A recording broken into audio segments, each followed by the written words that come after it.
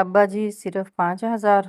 ہاں تو بہت ہیں۔ میں نے کون سا کسی کا قرض دینا ہے، یا میں نے کسی کا ادھار لیا ہے جو مجھ پر دینا واجب ہو گیا ہے؟ اوقات دیکھ کر دینا چاہیے، اور میری جیب اتنی ہی اجازت دے رہی ہے، تو پھر میری اوقات اتنی بھی نہیں کہ میں کسی کو اتنا بھی دے سکوں۔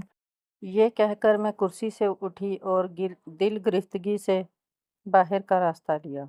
ابا جی کے رویے نے مجھے بے حد دل برداشتہ کر دیا تھا۔ ابا جی کے 3 بیٹے تھے، جو شادی کے یکے بعد دیگرے اپنی اپنی بیویوں کو لے کر علیحدہ ہوتے چلے گئے۔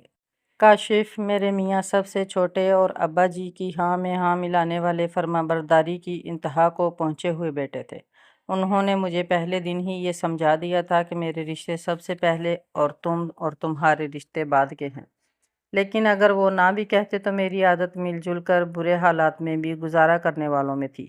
میرے اپنے والد کی وفات شادی سے 1 ماہ پہلے ہوئی تھی، اس لیے میں کاشف کے والد کو اپنے باپ کی جگہ دیتے ہوئے ان کی خدمت گزاری کو اپنا مقصد بنا لیا۔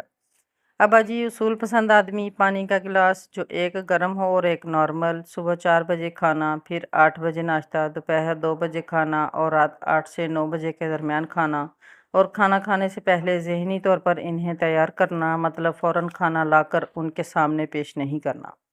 ان کے ساتھ تھوڑی باتیں کرنی ہیں، پھر کھانا پیش کرنا ہے، اور کھانے کے دوران کوئی بات نہیں کرنی، مبادا کہیں غوطہ نہ لگ جائے، روٹی کا لقمہ گلے میں نہ پھنس جائے۔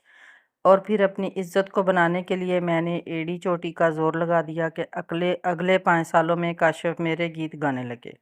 ہاں ابا جی اپنے مزاج کے بندے تھے، دل چاہتا تو کبھی ایک آدھ لفظ میرے لیے اچھا بول دیتے، لیکن میری کوئی معمولی کوتاہی بھی ان سے برداشت نہیں ہوتی تھی، اور میری شکایت فوراً کاشف کو لگا کر مجھے کٹہرے میں کھڑا کر دیتے، اور میری دونوں طرف سے اچھی خاصی عزت افزائی ہو جاتی، جس سے ابا جی ہلکے پھلکے ہو جاتے۔ کاشف سارا حساب کتاب ابا جی کو دیتے تھے۔ ان کا ایک اچھا خاصا چلتا ہوا یوٹیلٹی سٹور تھا، جس پر کبھی کبھار ابا جی جا کر بیٹھ جاتے۔ ابا جی ایک ریٹائرڈ گورنمنٹ آفیسر تھے، اور زمینوں سے بھی انہیں اچھی خاصی رقم آتی تھی، اور پینشن بھی۔ وہ سیاہ سفید کے مالک تھے۔ مجھے میرا بس جیب خرچ ملتا تھا، باقی سب ابا جی کے ذمہ تھا۔ انہوں نے بہت سے لوگوں کا خود سے ماہانہ لگایا ہوا تھا، جن کو صرف وہ جانتے تھے۔ خالہ کی فوتگی کا سن کر میں 2 منٹ سکتے میں فون پکڑ کر بیٹھی رہی۔ 7 بیٹیاں اور غربت ہی غربت، باپ تو پہلے ہی نہیں، بیٹا خدا نے دیا نہیں، کیا بنے گا ان کا؟ سوچوں نے مجھے آ گھیرا۔ ابا جی سے بات کرتی ہوں، وہ کچھ نہ کچھ ان کی مدد کریں گے۔ اپنے آپ کو حوصلہ دیتے ہوئے میں نے ذہنی طور پر خود کو تیار کر لیا، لیکن ابا جی کے رویے نے مجھے حد سے زیادہ پشیمان کر دیا۔ مجھے وہ فرعون کی طرح لگے، مجھے میری اوقات یاد دلانے لگے، اور میں نے خون کے آنسو کی طرح سب پی لیا، لیکن ان کے لیے بات یہیں پر ختم نہیں ہوئی۔ ناشتے کی ٹرے ان کی چارپائی پر رکھی ہی تھی کہ ان کی پاٹدار آواز کمرے میں گونج اٹھی۔ دیکھی ہیں تم نے اس کی کارستانیاں؟ پیسوں کو تو یہ سمجھتی کچھ نہیں، پتہ نہیں اسے کہ میرا بیٹا کتنی محنت سے کمائی کرتا ہے، رشتہ داریاں نبھاتی پھرتی ہے۔ ہوا کیا ہے؟ کاشف نے اکتاتے ہوئے حیرانی سے استفسار کیا۔ خالہ اس کی فوت ہوئی ہے، افسوس اس نے ہمارے گھر ڈالا ہوا ہے۔ بھئی یہ مدد کرنا چاہتی ہے ان کی، تو میں نے 5,000 دے دیا، منہ پر مار کر چلی گئی کہ 5,000 کم ہیں۔ ابا جی نے اپنے بیٹے کو بڑھا چڑھا کر بتاتے ہوئے کہا، حالانکہ میں نے ہمیشہ کی طرح کاشف کو کچھ نہیں بتایا تھا۔ میرے پورے جسم سے پسینہ پانی کی طرح بہنے لگا، حلق خشک سا ہو گیا، جس کو میں نے زبان پھیر کر ترک کرنا چاہا۔ کاشف نے حیرانی سے میری طرف دیکھا۔ میری نظریں اپنے پاؤں میں پہنی جوتی پہ جمی ہوئی تھی۔ مجھے لگا کہ میں شاید اس جوتی کی طرح ہوں، جس کی کوئی اوقات ویلیو اس گھر میں نہیں ہے۔ تو ابا جی آپ نے بھی زیادتی کی، 5,000 بہت کم ہے۔ مرگ کا گھر تھا، اور جہاں تک مجھے یاد پڑتا ہے ان کا کوئی بیٹا بھی نہیں، آپ کو زیادہ دینا چاہیے تھے۔ میں نے آنکھوں کو اوپر اٹھایا جو آنسوؤں سے بھری ہوئی تھی۔ تم اب اس کی سائیڈ لوگے؟ کیا ہو گیا ابا جی؟ سارا دن تو آپ کی خدمت میں لگی رہتی ہے۔ خدمت؟ تم کہتے ہو تو مجھے پوچھ لیتی ہے، ورنہ یہ تو مجھے دیکھے بھی نہ۔ میں نے تو کبھی نہیں کہا، خود سے آپ کا احساس کرتی ہے، ورنہ وہ 2 بھی تو ہیں جو آپ کو چھوڑ کر گئیں۔ اب تم مجھے ان کے طعنے دو گے؟ بس خبردار، آج کے بعد میرے لیے روٹی بنائی کر لوں گا میں اپنا بندوبست، اپنی کمائی کھاتا ہوں، تم لوگوں کے آسرے پر نہیں رہتا۔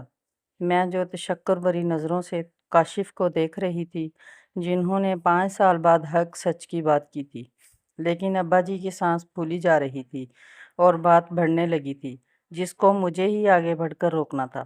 ابا جی، میں آپ سے معافی مانگتی ہوں، سب میری غلطی تھی، آئندہ ایسا نہیں ہوگا۔ کاشف خاموشی سے آفس چلے گئے، لیکن وہ باپ بیٹے تھے، شام تک سب بھول جاتے۔ میں پرایا دان تھی، بہو تھی، میری معافی مشکل سے ملنی تھی۔ ابا جی سمجھتے تھے کہ ان کی خدمت میرا فرض ہے، کوئی احسان نہیں۔ 2 دن لگے ان کو ٹھنڈا کرنے میں، لیکن اس کے بعد میں نے پیسے سے کسی کی مدد کرنے کی کوشش نہ کرنے کی ٹھان لی۔ میں بینک سے 5 لاکھ نکلوا رہا ہوں آج۔ ابا جی نے ناشتے کی میز پر کاشف کو اطلاع دی۔ خیریت ہے ابا جی، کیا ضرورت آن پڑی؟ کالونی میں مسجد بن رہی ہے، اس کے لیے 5 لاکھ دینے ہیں، ابا جی نے ٹشو سے ہاتھ صاف کرتے ہوئے کہا۔ کاشف نے چائے کا کپ میز پر رکھتے ہوئے کہا، 5 لاکھ بہت زیادہ ہیں، اور مسجد بھی ہمارے علاقے کی نہیں ہے، آپ لاکھ روپیہ دے دیں بس۔ کیا مطلب ہے تمہارا؟ میں اپنی مرضی سے نیکی بھی نہیں کر سکتا، خدا کے گھر کے نام پر دینا ہے میں نے، مجھے اپنے اعمال کی فکر ہے۔ کل جمعہ ہے اور جمعے کے بعد میں نے دینا ہے اور میں کسی کو جواب دہ نہیں ہوں۔